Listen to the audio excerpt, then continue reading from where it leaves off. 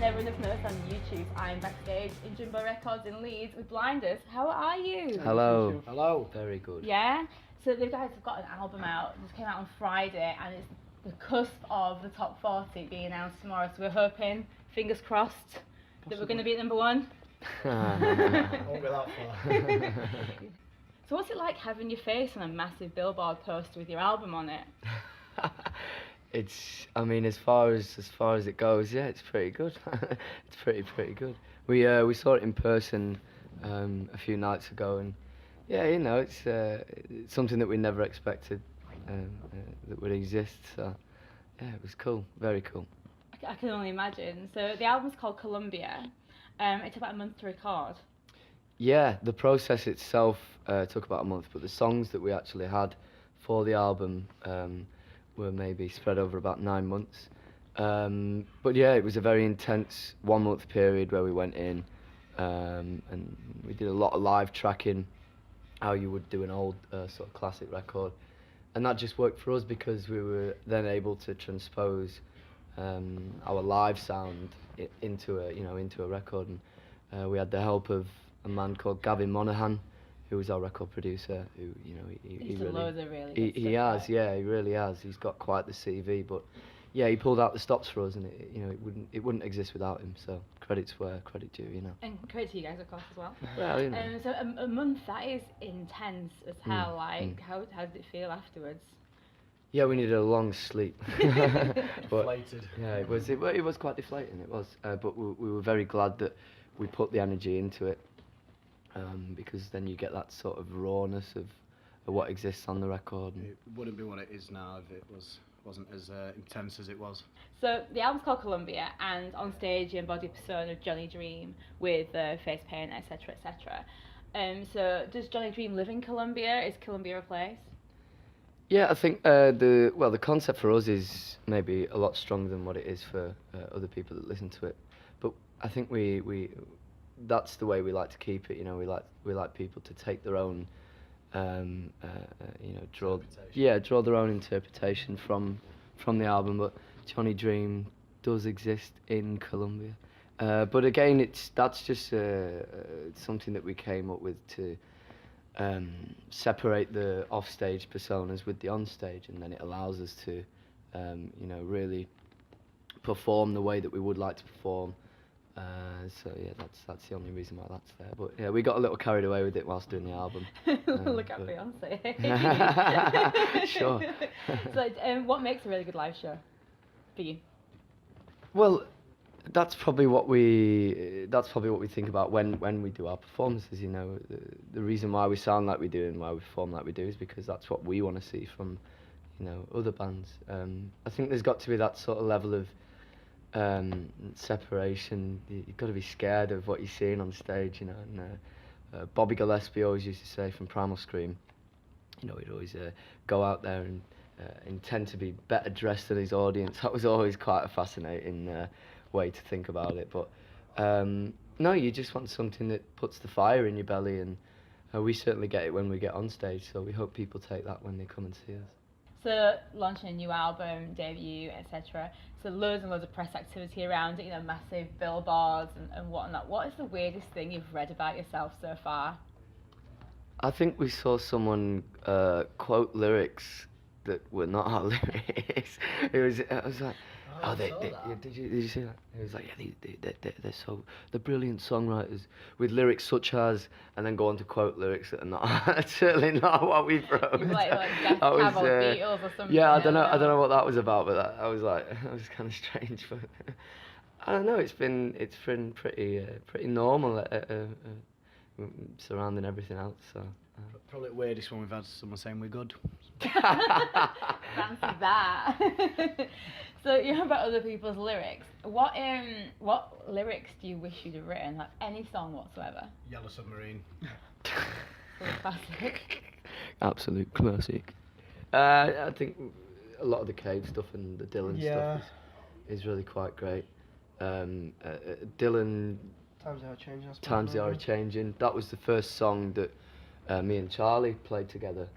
We got up in an assembly. We must have been. It was fucking awful. Oh, give over, man. Well, I thought I it thought was it was good. excellent. Yeah. Was this like junior school or high school? This was high school. High school, yeah. Fuck off. Yeah, and we got together in it, but that song sort of meant a lot to us, and Definitely, yeah. that was where we first sort of treaded on, the slightest of politicising lyrics. Verse by verse, it's just, it's perfect. Yeah. So quite big readers, really into words and quotes. What's your favourite quote? You're not the sharpest egg in the attic. I've never heard that in my life. Is that? There you go, that's a Matty Neal quote, 2018. That's the way the cookie crumbles. That's the way the cookie crumbles, that's a very good quote. That is a good. That is the best quote of all time. Same. Album 2 name. These two like you. I don't know about that. Maybe album 3. Yeah. It's like when someone asks you what's your favourite album, it's Oh something that you God, can't answer. God. So. Yeah. So yeah, it's.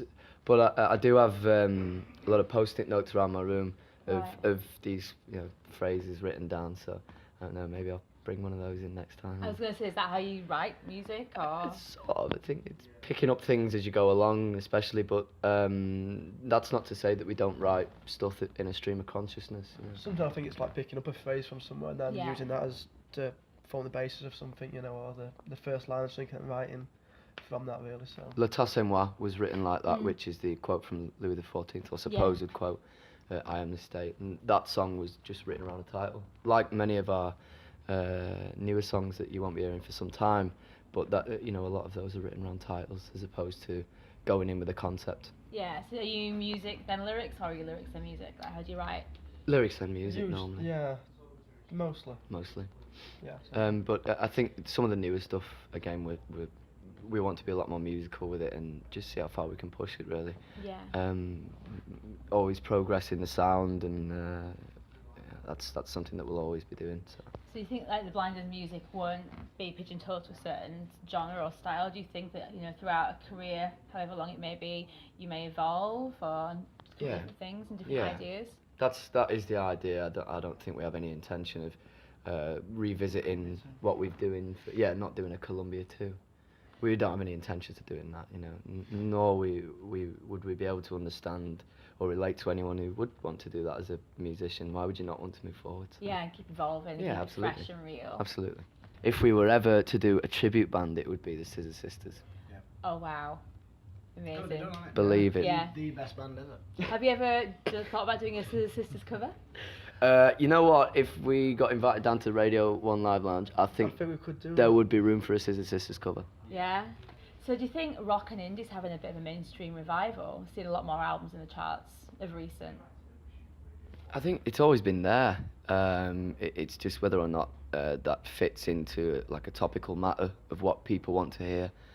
Idols, for example, have just brought their second album out, and it's so topical because it discusses mental health issues, and especially issues with masculinity, and I think a lot of people relate to that, and no one has almost had the balls to talk about that before, so it's really been quite a masterpiece. But I don't think rock and roll will ever go anywhere. It will always be there. It will always have a place in people's hearts. Yeah. It certainly has a place in our hearts. So. So, yeah. In terms of this week, Metallica have gone on sale. I think they're about £115 a ticket for booking fees, and Ed Sheeran's about £85. I think Kylie's over 100 as well, and you've got Guns N' Roses around that price too. I know they're big arena shows where you have to have loads of roadies, hotels, airlines, whatever. But do you think that live music is a bit of a privilege to people, that you have to have funds? No, certainly. I think, like you say, I mean, the price. I mean, we went to see Arctic Monkeys the other week, and that put a £60 a ticket. So it is getting, especially for those big gigs. I think the arena gigs. I mean, you kind of come to expect it now, but I suppose you got to pick and choose those gigs almost. And it shouldn't, like I say, it shouldn't really be that way. You could argue that people should support, smaller bands, smaller music venues, and maybe that's sort of a solution. But even so, bands, if you want to go and see your arena bands, you've got to pay astronomical sums, and like you say, there is sort of cost for bands, etc., and they are going to have to make the money somehow. But the price is ridiculous. I think second, when you see people reselling tickets as well, it's just astronomical as I well. think that is a lot to do with why they're hiking up these prices as well, with the ticket touting, It seems like they're trying to avoid it, but just sort of digging a deeper hole. So yeah, you know, sometimes you just can't afford to see a band, which sucks. It really does suck. You know, you've grown up with music and your idols, and in the band yourself, you're inspired by these people, you love them, and you want to go see them. And you think, 108 quid? Yeah, it's. You go to Europe for that. Sure, Yeah, sure, yeah. exactly. It's a difficult one. It's but I think all prices will only be going up, Yeah. which is quite depressing. Yeah. But Feels on a brighter note, anything to say, Matthew, for a brighter note? That's the way the cookie crumbles. There you go.